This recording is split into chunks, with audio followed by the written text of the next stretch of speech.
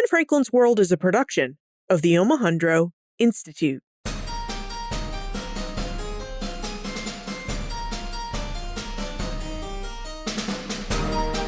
Hello, and welcome to episode 281 of Ben Franklin's World, a podcast dedicated to helping you learn more about how the people and events of our early American past have shaped the present-day world we live in.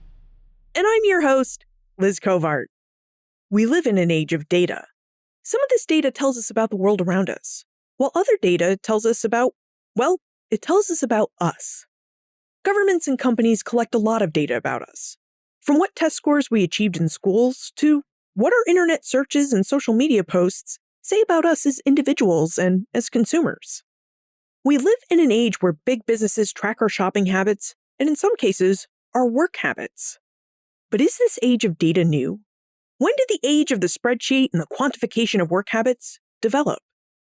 Caitlin Rosenthal is an assistant professor of history at the University of California, Berkeley, and a former business management consultant with McKinsey & Company.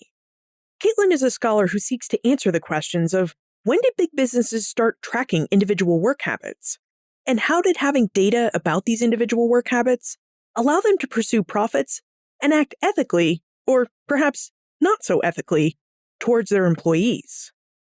And what Caitlin found is that the age of business data collection and scientific management based on that data collection isn't an invention of the late 19th or early 20th centuries, as scholars so often claim, but an invention of the 18th century, when plantation owners and overseers started to manage large sugar and cotton plantations worked by lots of enslaved people. Now, using details from her book, Accounting for Slavery, Masters in Management, Caitlin will help us explore the rise of quantification in business.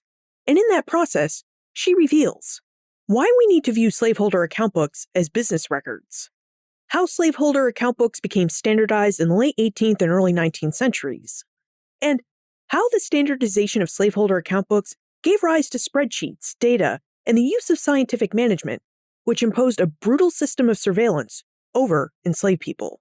But first, did you know that you can find a list of complementary episodes on the show notes page for most episodes or in the episode descriptions displayed in your podcast app? About a year after I started Ben Franklin's World, I started linking episodes I was working on to other episodes in the Ben Franklin's World catalog that would help provide more information about something that was mentioned in the episode that you're listening to. It's a practice I continue to this day, which means when episodes leave you yearning for more information, all you need to do is check the list of complementary episodes to find other episodes that will help you further your knowledge about the topics we just discussed. Okay, are you ready to investigate the emergence of business data collection and the uses for that data in early America? Allow me to introduce you to our guest historian.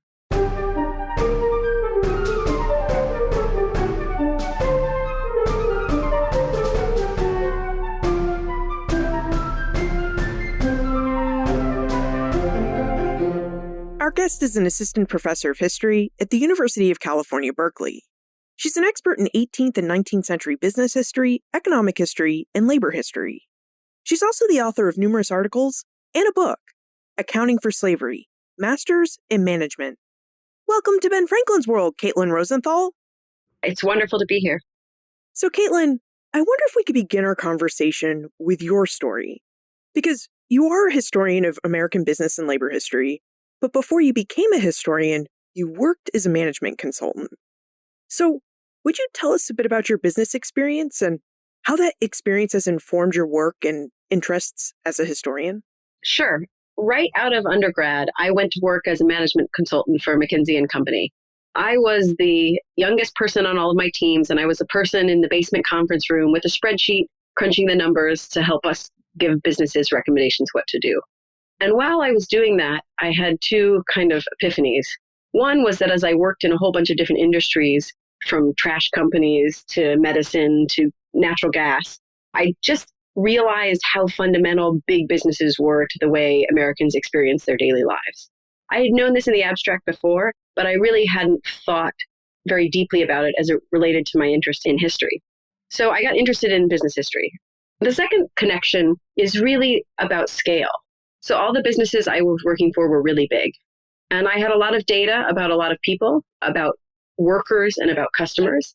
And I didn't directly have power over their daily lives, but the information, the numbers I was crunching ended up in reports that led to big decisions that might influence whether they kept their jobs, whether they got a raise, whether a product was available to a particular market. So I became interested in big business and its relationship to quantification. Specifically, what happens when business leaders start to see people who work for them, people who they serve as customers, as cells in a spreadsheet. And so when I went back to graduate school to do history, I wanted to trace the emergence of that kind of spreadsheet outlook and ask what were the consequences for American businesses, both for the ways they pursued profit and also for their ethical behavior to their employees. You mentioned that one of your experiences as a management consultant was that you really got to see how big businesses influenced and impacted the lives of everyday people. Were there any big businesses in early America? And if there were big businesses, how did early Americans interact with big business? So this is one of the things that put me on the story of plantation slavery. There were merchants who did big trading, and there were textile mills that increasingly had, say, by the 1830s and 40s, might employ 400 people or something like that. Now, when you go to the British West Indies or to even some of the largest plantations in the American South, you can find plantations that are much, much larger. So, for example, I use records from a group of plantations in Jamaica. It's something like 20 different properties that range from 100 slaves to 500 slaves. In total, about 2,000 slaves, and they're all owned and managed in one organizational structure. So it's a really big business. And this would have been much bigger than other colonial big businesses. Now, in her book, Accounting for Slavery, Caitlin explores the relationships between American slavery and American capitalism, and how American slavery and American capitalism impacted early American business practices. Specifically, Caitlin explores how slavery encouraged the development of sophisticated management practices. Caitlin, would you tell us about the relationship between slavery and capitalism, and how that history of American slavery fits within the history of American capitalism? So coming from that management consulting environment, I was used to people thinking about their work being the heir to the legacy of Carnegies and Rockefellers, of railroads, of computers, and a telling story for the emergence of businesses and of the economy we live in today that came out of a free labor setting. And so I went back to graduate school to study the emergence of this big scale. I assumed as that was where it started. I started my research looking at records from the Lowell mills, textile mills in New England, and looking at iron forges and eventually looking at railroads. And then relatively early on, someone handed me a copy of Thomas Affleck's Plantation Record and Account Book, which was a pre-printed all-in-one plantation book designed for use on a slave plantation. And I was immediately blown away by the complexity of this record, and then also by the fact that a number of Southern planters filled it out assiduously, keeping productivity data for every enslaved person on their plantation every single day.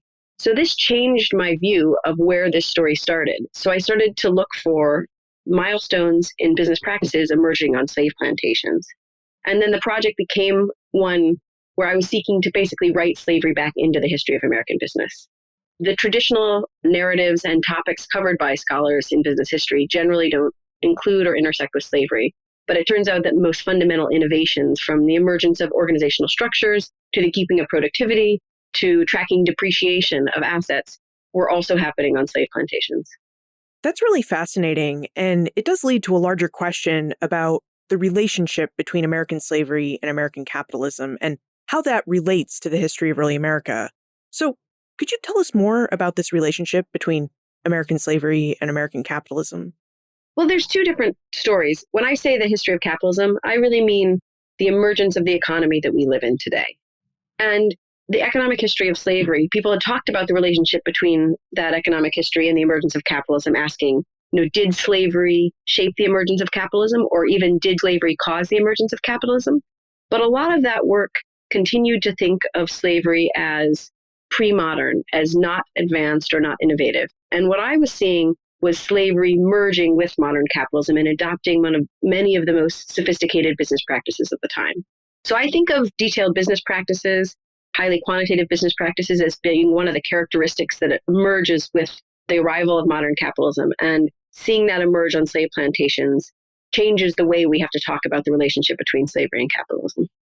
So now that we have some context in place about the histories of slavery and capitalism, One of the unique aspects of Caitlin's work is that she focuses on the history of American slavery and American business through the account books of slaveholders.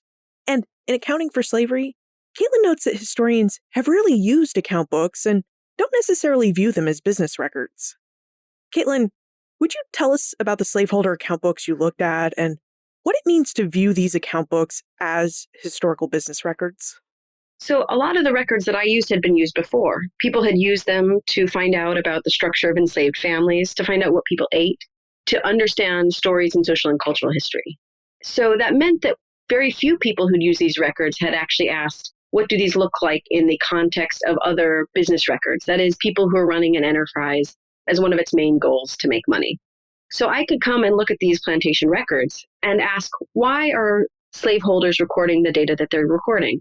Not only what are they recording, but how are they putting it to use? And sometimes how are they being thwarted when they try to record something and enslaved people simply refuse to be measured?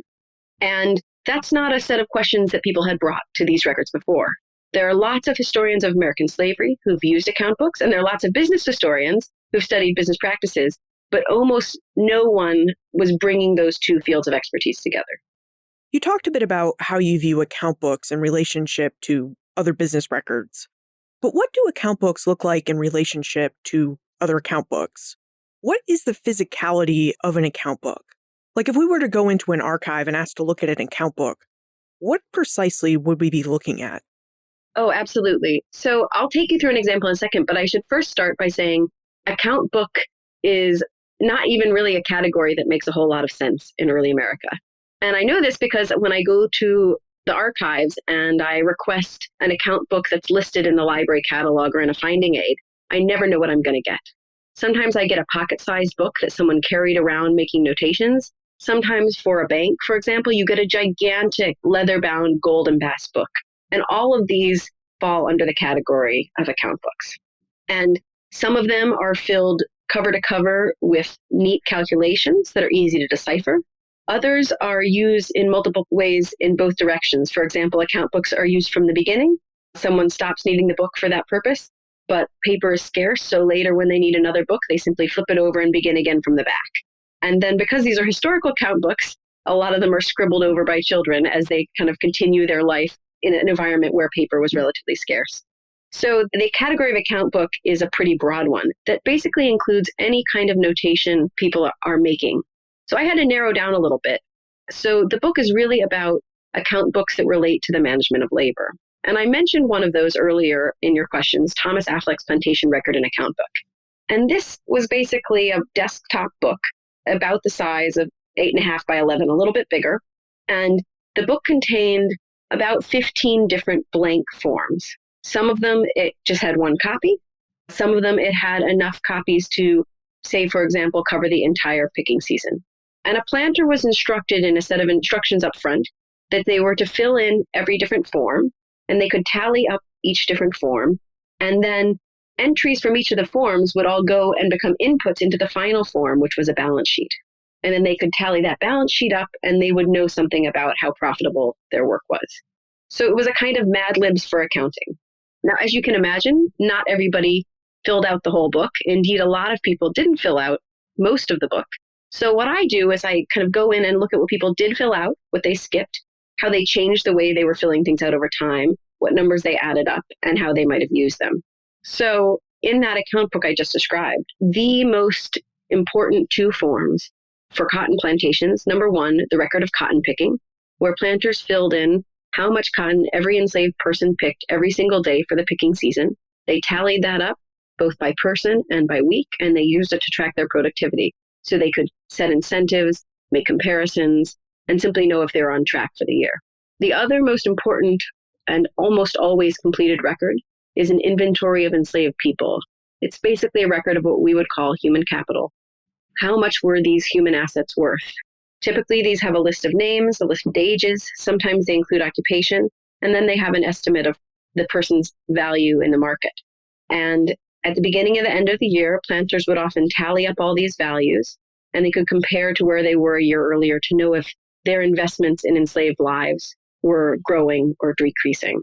So basically, what these two records represent are the two main ways that planters were making money. growing as much cotton as they possibly could and increasing the value of the enslaved lives that they owned. This is really interesting because, as you said, account books could really vary in size and contents, and I've even seen that in my own research, and there's quite a variety there. And yet, on these plantations, you really find account books that have about 15 different pre-printed forms that plantation managers or owners could fill out or not fill out as their needs dictated. Now, what I'm curious about is how these pre-printed forms, like the cotton picking sheets or the inventory sheets, how these pre-printed forms developed and how these forms changed over time as more and more plantation owners used them. Yeah, that's one of the things that's most striking about the Plantation South is that the records are standardized compared to what you find in the North. And there's two different ways to think about how those records emerged. There's like a long story and a short story. So the particular book that I just described, it's the bestseller Plantation Account Book, is written by a man named Thomas Affleck, who's an immigrant from Scotland. He moves to the US and he has worked previously for a bank in Scotland, so he has some financial expertise. He brings that with him. And as he starts to plant cotton in the American South, he looks at the records of his neighbors and sees that he thinks there would be a market for a pre-printed account book. And he sees this himself as a kind of business opportunity. He's an investor who's always speculating in new things. So he has these books printed up, specialized for sugar and for cotton, and in varying sizes to accommodate varying plantations. So his story and the way he describes it when he's trying to sell the book is a very personal one, where he's brought this special expertise. But if you take a couple of steps back, the story of how account books come to be so standardized in the American South actually begins quite a bit earlier, and probably in the British West Indies. So there, going back to as early as around 1790, you can find a less complex, but still quite detailed, pre-printed all-in-one plantation record and account book. And more common than that are monthly reports that absentee owners in England had printed up, and they would require the attorneys and overseers to fill these things out every month and send them back to England so that they could monitor their plantations from a distance. And there's at least some evidence, including someone who migrates from Jamaica to the United States and then publishes a series of articles in a Southern periodical, that some of the American books that emerge, like Thomas Affleck, are drawing on this earlier West Indian legacy. What was the purpose of standardizing all these different forms? How did early Americans come to decide that if you're a plantation owner, these are the things that you really need to keep track of on your plantation? I'll give you an example of someone who adopted Thomas Affleck's plantation record and account book. Eli Capel is a medium-sized planter in the Deep South. He's growing cotton. And in the late 1840s, he's still using those smaller blank books that I described before. Basically, he keeps his plantation records in a diary where he records lots of information. And among that information is some picking totals. On days when enslaved people have picked a lot of cotton, he records each person's picking data. But he has a lot of trouble doing this. I mean, he's trying to keep a lot of data, and it spills into the margins. It's difficult to add up, and it makes a bit of a mess. So he gets a copy of Thomas Affleck's plantation record and account book, and all of a sudden, he's got a spot for every name, a column for each person, and he can enter the data that he was already collecting, but in this neat grid, and he knows how much each person is picking each day and how much he can expect to pick over the course of the week. Now, why would you want to know this information? The biggest determinant of how much money you're going to make as a cotton planter is how much cotton you can pick. And there's a bottleneck when the picking season comes. So you really need to pick quickly. And in order to pick quickly, you need to be able to figure out how much cotton enslaved people can pick. And so by keeping this data, he knows how much each person has picked in the past, how much they've picked in total, and he's able to track that information over time. Now, there are also a number of slave narratives that say that planters use this data to create incentives and punishment for enslaved people, including a couple of narratives that say planters were weighing enslaved people's cotton down to the pound, and if they fell short of their target, they might be whipped as much as a lash for every pound they fell short. And there are also planters who played overages. They set a quota for someone, and then if they reached that quota, they could be paid a small amount for each pound they went over. Now, this situation created a huge amount of anxiety for enslaved people. There's a really moving passage in Solomon Northup's slave narrative where he talks about what it was like to be an enslaved person having your cotton weighed. And he said, you approach the gin house and you're afraid whether you fall short because you'll be punished, but also if you've exceeded your target. Because if you've exceeded your target, then your target's likely to be raised in the future. So basically, planters are able to use these books to keep detailed surveillance over people to figure out what maximum amount of cotton they can expect them to pick and to push them to achieve that maximum. Yeah, wow. It really does sound like these account books could induce a lot of anxiety, and that the planters use these account books to help resolve their anxieties about how they can make their business as profitable as possible, while they also produced anxieties in enslaved workers who now had every bit of work that they did tracked, which could really have implications for the future of their work. In a sense, you could think about them, to borrow the terms of labor history, as a tool for a speed up on the factory line. Planters are figuring out how fast they can turn up the speed so that enslaved people are picking quickly at a high cost to them, but at the highest level where they can continue to make them keep going over time. Now, as we heard about Caitlin's book, Accounting for Slavery, a little earlier, we discovered that Caitlin focuses specifically on the business practices of sugar and cotton plantations. Caitlin, why did you choose to focus your research on cotton and sugar plantations? What can these different plantation styles reveal about early American business practices, and what do sugar and cotton plantations reveal about these business practices that we simply can't see in, say, the business of planting tobacco, rice, or coffee? The easy answer is that as I discovered how big this topic was, the project was just getting incredibly unwieldy. And if you're going to write about big businesses, then sugar is the biggest, and cotton is very big as well, and it's the biggest. So I picked them because they're the biggest businesses. So that's the short answer. The more complex answer, though, is that they give two very different windows into what Southern management was like. So as I mentioned before, for a cotton plantation, basically you want to grow as much cotton as possible. And the key thing that planters can do is to change the variety of cotton they're growing and tweak the fertilizer. And then when they've got that ideal match, to get enslaved people to pick as quickly as possible. And cotton is unique in that it's weighable on a per person basis. So if you're running a sugar plantation or a rice plantation, you can't easily attribute output to one person. And cotton, you can have not only weights per person, but relatively frequent weights per person. There's an enslaved picker named Charles Thompson who was in charge of weighing the cotton, and he says that they weighed the cotton 3 times per day for each enslaved person. And cotton has this attribute of being weighable per person, which means that you can analyze productivity on a per person basis. So if you're thinking about the history of slavery and the history of business, measurement of productivity on a per person level happens relatively late in the history of business. People don't usually describe it emerging until the late 19th and early 20th century with the arrival of scientific management that's trying to incentivize kind of work on a per person basis. So what happens in cotton is really distinctive. I'm not an expert in coffee, but I have been told that coffee also shares this characteristic and has some of the same records as a result. Now, by comparison, sugar is more about running a complex operation. Sugar plantations are famously described as factories in the field because you have the sugar being rolled and the juice extracted and boiled down right on the farm. It's not like cotton, which is ginned and then shipped to a distant factory. A lot of the refining process is done on the plantation. That means you need a lot of different occupations on the plantation, a lot of different skills.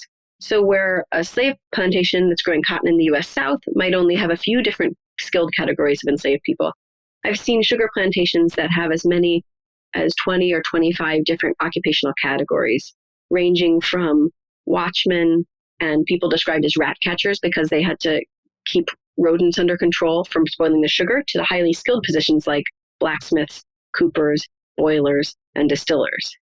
And to run a sugar plantation and be successful, it's not about pushing up the pace of labor of any one person.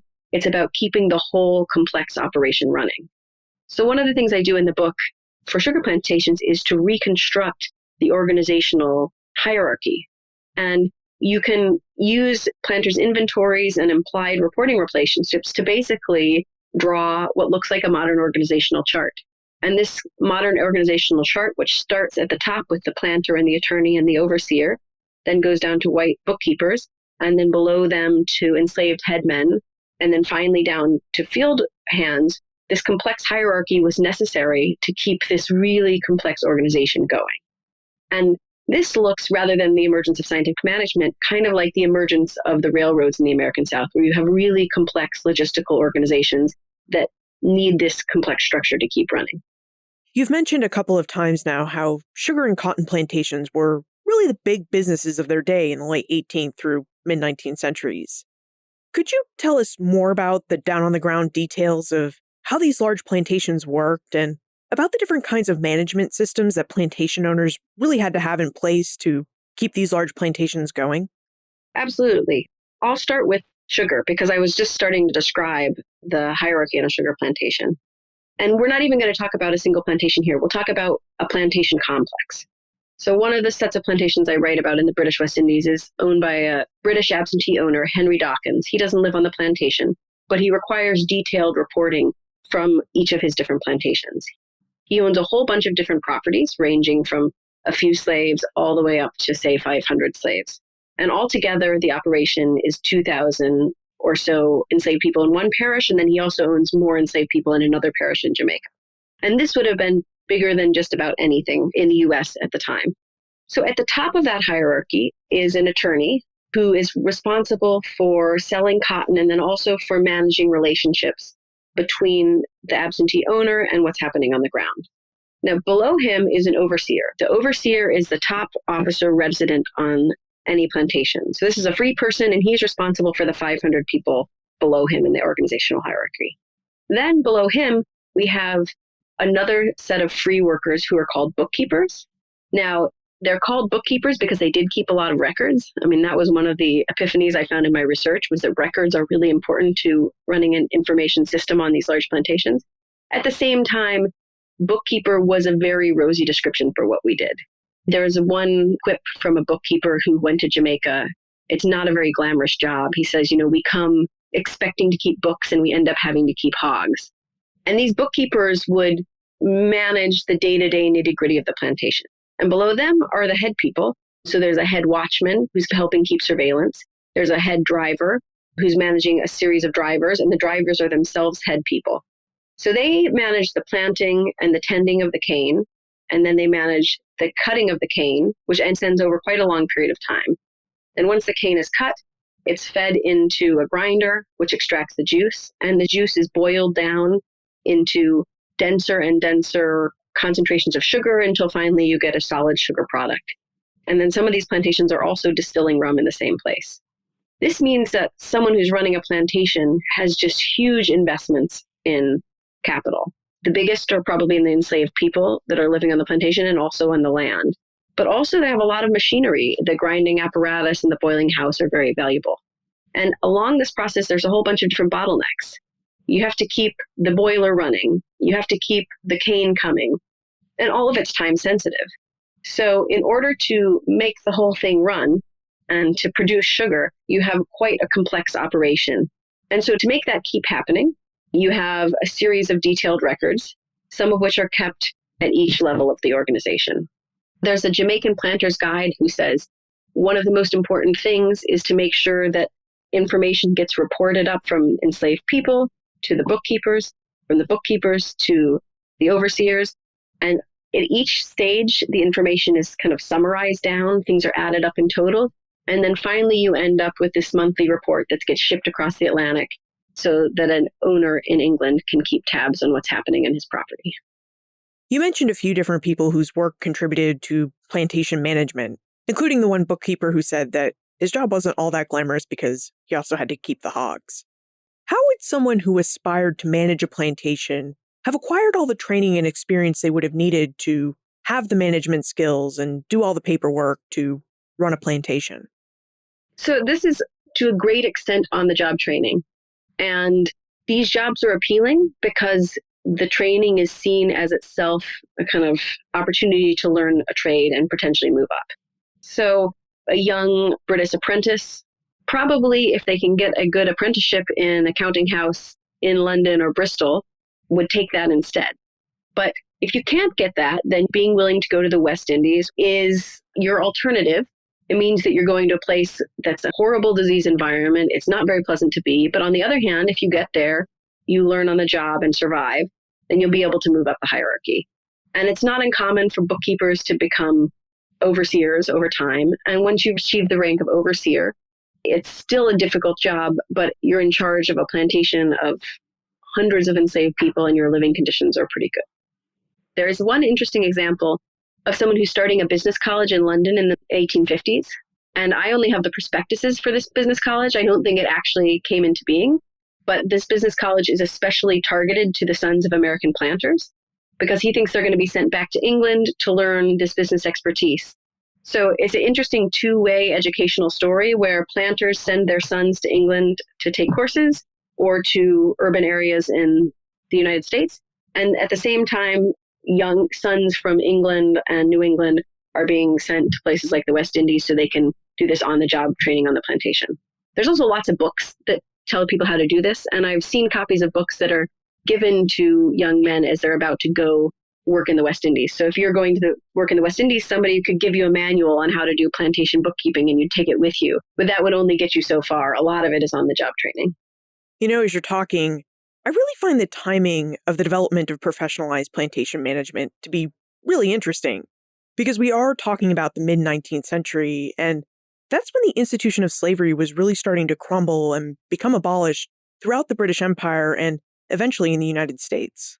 One of the things that jumps out of these records, I guess I just said it jumps out of them, but it also doesn't jump out of them. So you have these very neat spreadsheets that are sent across the Atlantic that are consulted by absentee owners, and they don't really reveal a lot of the horrors of the system.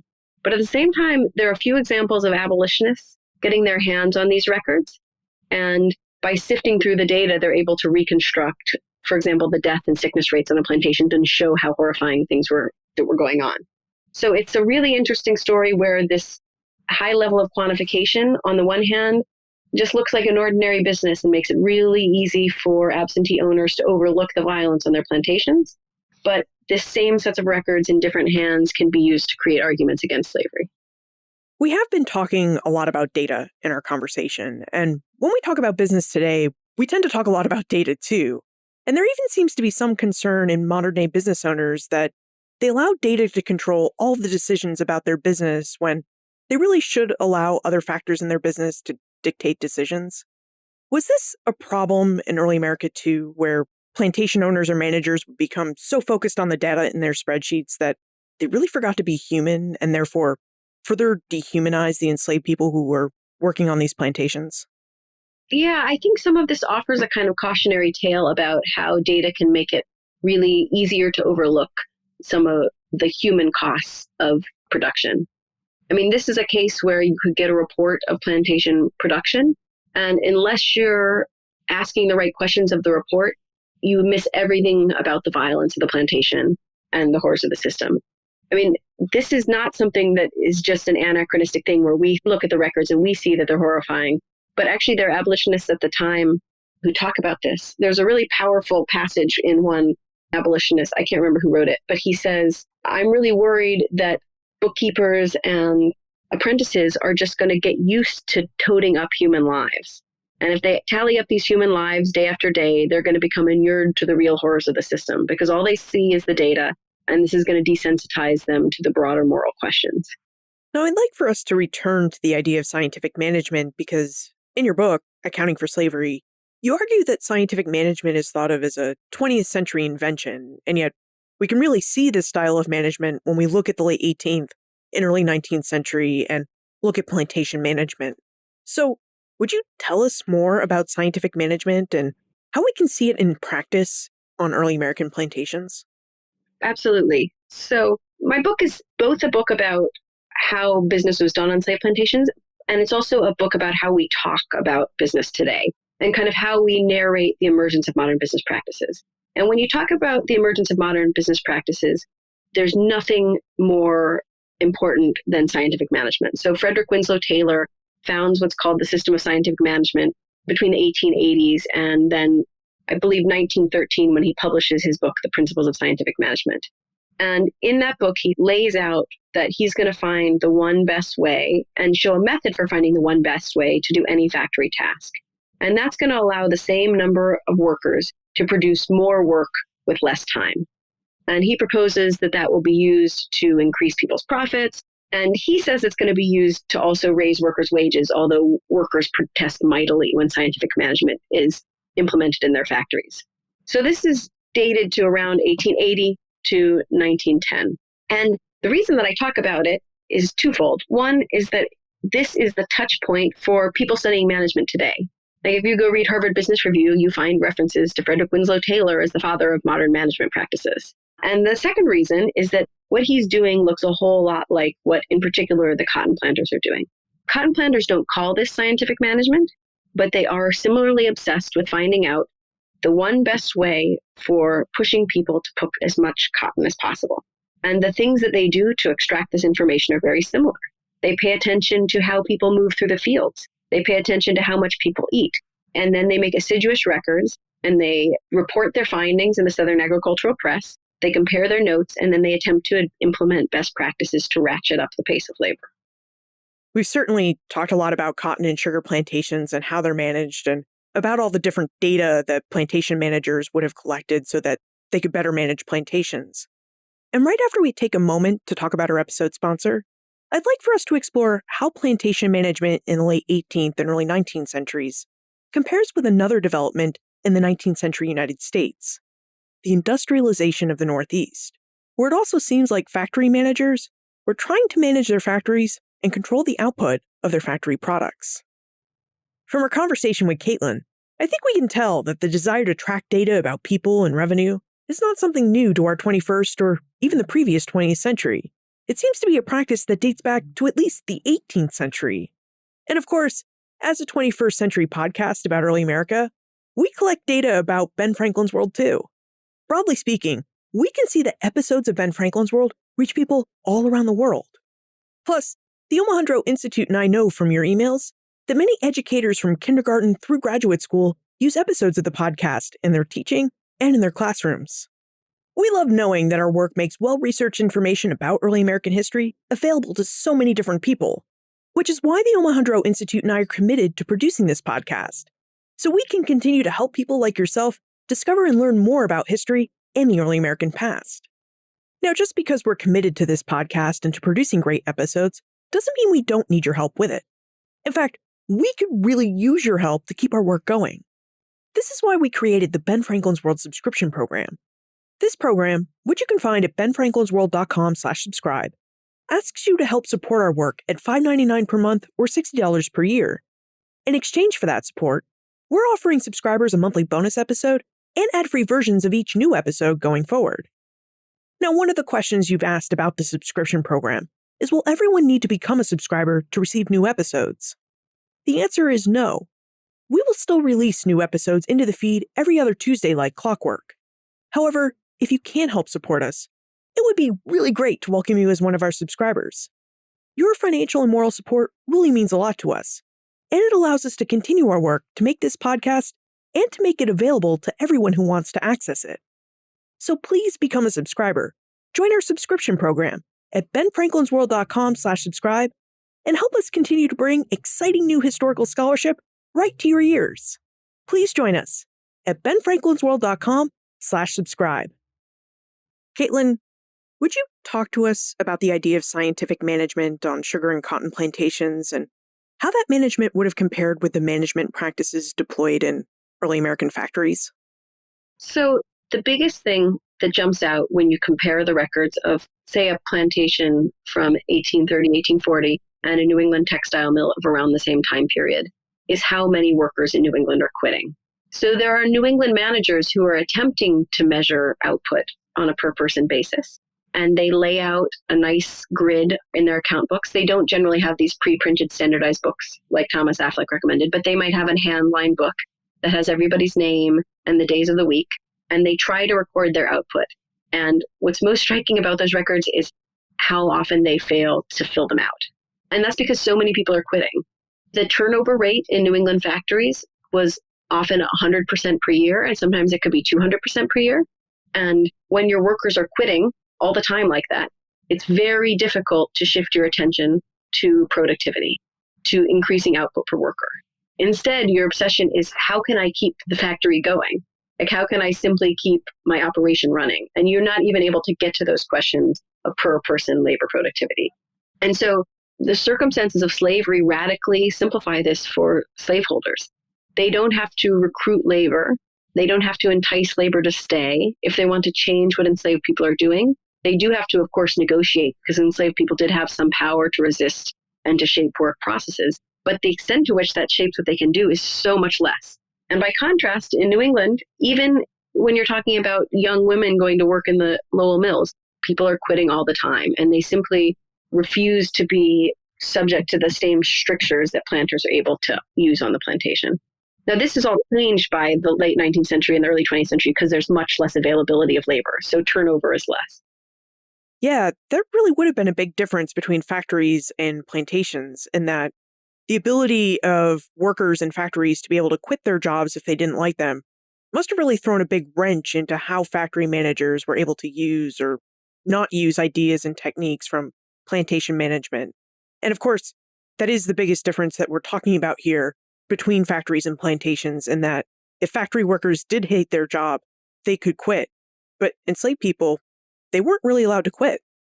Yeah, and especially early on, before scientific management has really taken off, one of the key characteristics of the early American economy is that there's a lot of land and not a lot of labor. And that gives workers options. And enslaved people just didn't have those same options. Now, you mentioned earlier that there were really two important forms in that Affleck account book that we've been talking about. The one form was about productivity. It was a productivity tracker, which tracked how much cotton or sugar an enslaved person could pick. And the second important form was a sheet that allowed managers to keep track of just how much their human capital was worth. Could you talk to us about this second form? How did plantation owners and managers assign value to enslaved workers, and why was assigning enslaved person a value so important? These are basically inventories, and they're labeled like this. Thomas Affleck's main competitor calls this form the Inventory of Negroes. And the form has a list of spaces for names, ages, occupations, and values. Then you tally up the values and you compare them at the end of the year to the beginning of the year. And you see whether the amount of value you have invested in enslaved people has increased or decreased.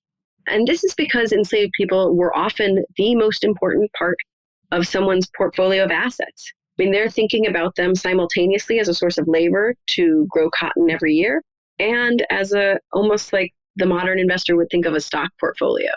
So tracking the increase in their value helps you to know overall how your wealth is changing over time.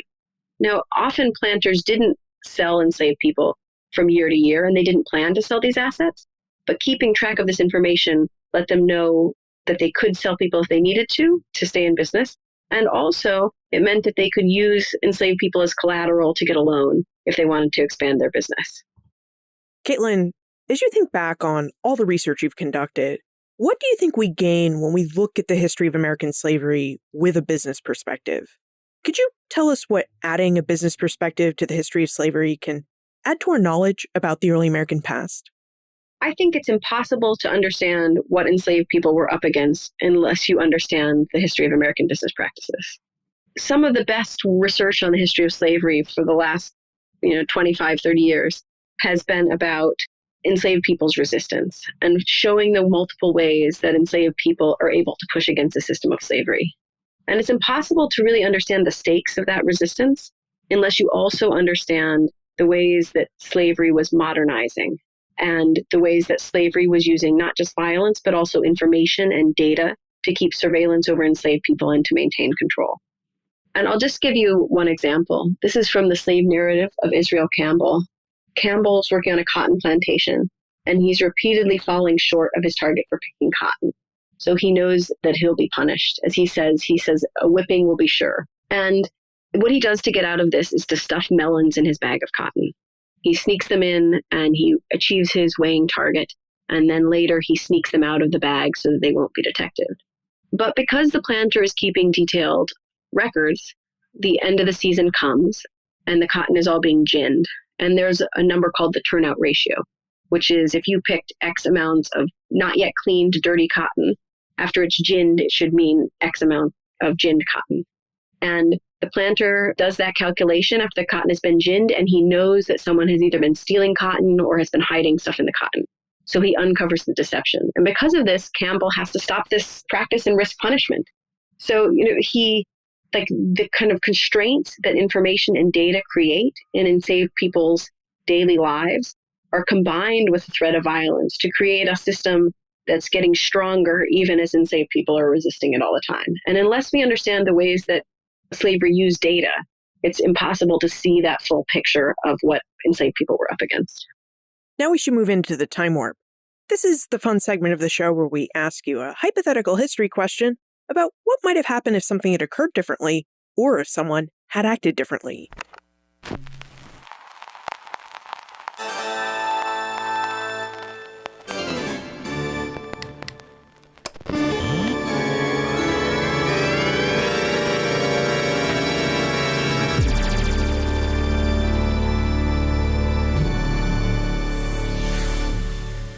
In your opinion, what might have happened if historians in the past had included studies of slavery and plantation management in their early histories of American business? How do you think the history of slavery and the history of business would look different today? I think that's a really cool question. And even before the Civil War happens, both sides of the debate are pushing against this narrative. Southern planters are saying, oh, no, we weren't that profitable. And abolitionists who want to get rid of the system are also saying, oh, slavery isn't that profitable.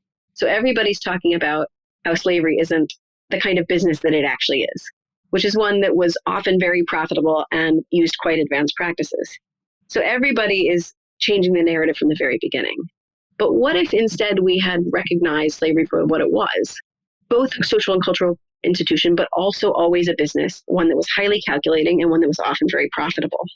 So one thing that I think would have been amazing is that if American business had had to reckon with the history of slavery earlier.